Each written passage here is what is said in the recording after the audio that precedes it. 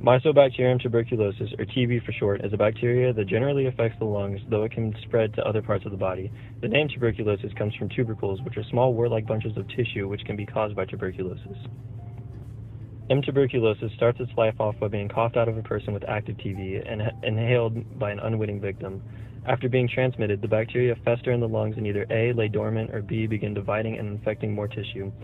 The vast majority of cases remain latent for their entire lives, with only a 5 to 10% chance of developing active TB. Infection begins with inhaling airborne bacteria. As little as 10 bacteria are needed to be infected. People who live in an area with poor hygiene, the young and elderly, and people with immune system disorders, including HIV and AIDS, are far more susceptible to this disease. 1 in 3 people have this disease, though 90 to 95% of those will remain latent and asymptomatic. 80% of the population of Africa is afflicted with tuberculosis. 1.8 million die of TB per year, and it is the primary killer of those with HIV and AIDS.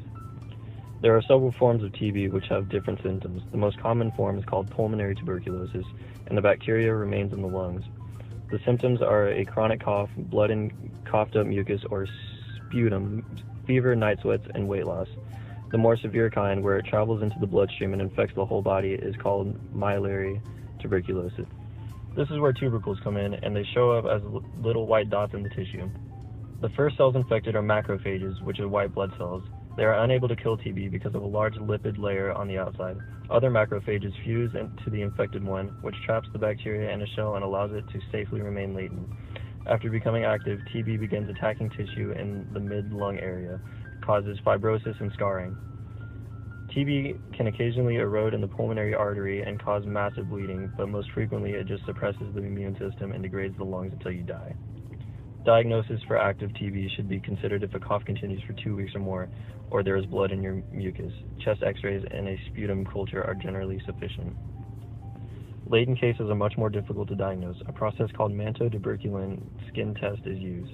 A protein derivative of TB called tuberculin is injected into the skin. If after 2 to 3 days the swelling is more than 5 to 10 millimeters, it is considered positive. If you are tested positive, a host of other extremely complex tests are recommended to make sure it's not false. A notable downfall of this method is that if it tests negative on patients with active TB. Treatment revolves around sustained antibiotics usage. MDR-TB, multiple drug-resistant TB, is tuberculosis that is resistant to 2 first-line antibiotics. XDR-TB, extensively drug-resistant, is tuberculosis that is resistant to 3 first-line and 3 of 6 second-line. And DTR-TB, totally drug-resistant TB, is a code word for you are totally screwed. It has been found in 3 countries, Iran, India, and Italy.